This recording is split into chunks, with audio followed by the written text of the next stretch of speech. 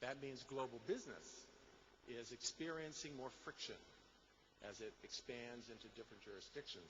When I first came to Italy 2 weeks ago, my family joined me from the United States, and my son, a 14-year-old young man named Ned, had brought his little Nintendo Game Boy with him. It's a little console for playing video games. But he forgot to bring the recharger, which means you only have one battery life and then the game doesn't work. A disaster for him and for us. So, what do we have here? We have a Japanese toy, Nintendo Game Boy, manufactured in China, purchased in the United States in Philadelphia, and here I am in Italy looking for a recharger.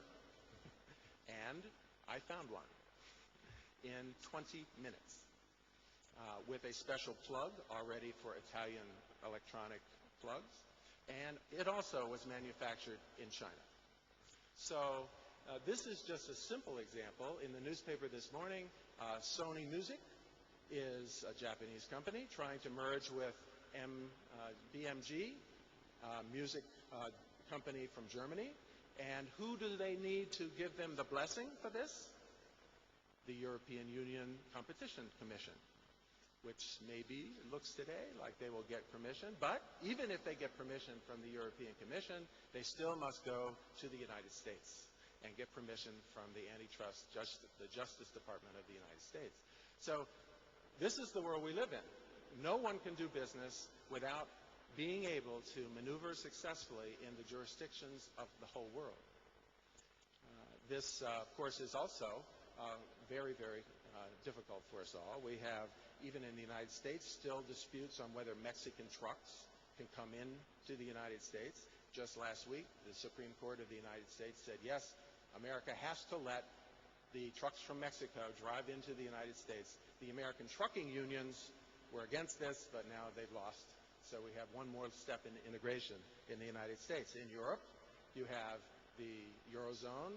England, Sweden still can't decide to use the beautiful euro, and integration will take one more round to get there. And of course, in the Middle East, all of us face radical Islamic groups who want no part of global international integration. Their big dispute with us is they want to keep their religion, their approach to daily life, and not worry about Mickey Mouse, not worry about Italian clothing, not worry about especially our television and our entertainment. So, step one, economic integration. Step two, following right behind, legal integration.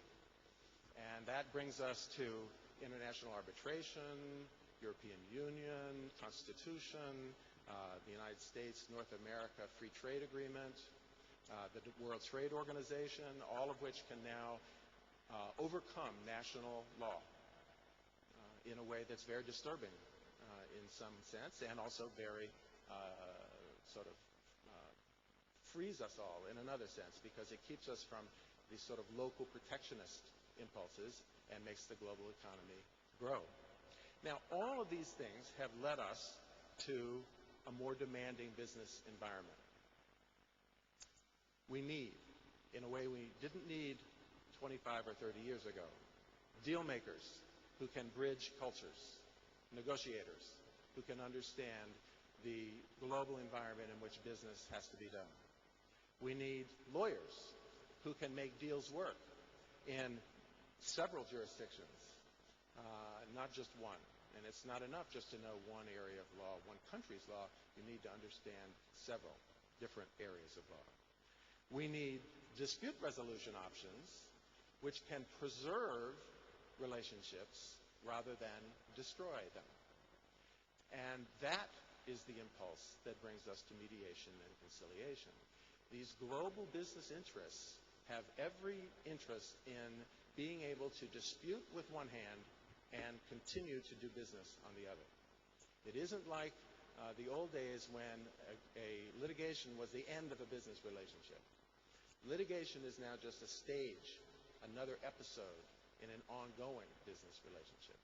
And so how lawyers and global business people are able to handle these sorts of new disputes in companies that need to maintain their equilibrium, their almost like countries do, where we have disputes between America and Europe, but at the same time we are fomenting new ideas for cooperation. Companies are doing this as well. So we need a new set of skills, but business leaders themselves are not sure whether they want this. They're a little ambivalent.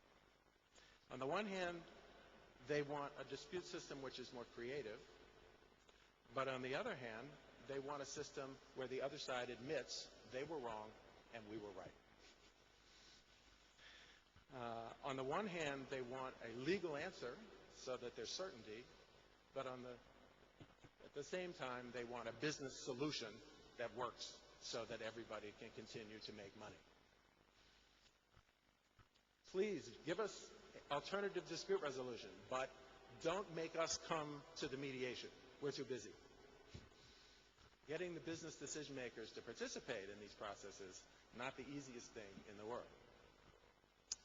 So, I just want to quickly touch on 5 particularly important things that make this cross-cultural piece difficult, and then just mention a couple of things that might help us. And I think the discussion that we'll be having today and tomorrow will continue this trend of thinking on what we can do to improve the situation. By the way, the arbitration movement had a hard time at the beginning too. Way back in 1910, 1915, in America, there was a movement for arbitration as an alternative to the courts.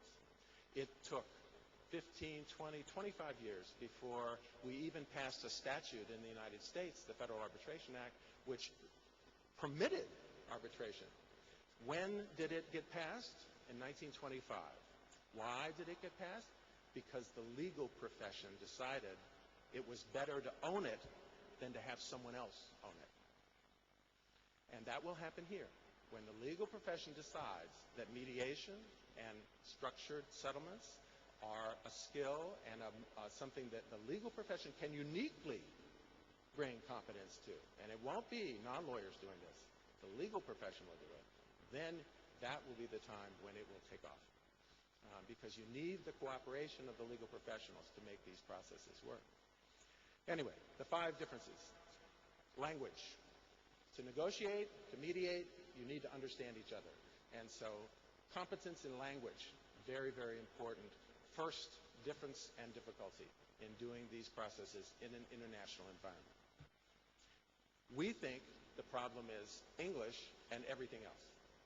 That's the way Americans think. But let me make a prediction. 50 years from today, we will all be speaking Chinese. And the problem will not be English and everything else. It will be Chinese and everything else. So we should all go to school, have our children go to school to learn Chinese. Because they will be the power economically 50 years from today.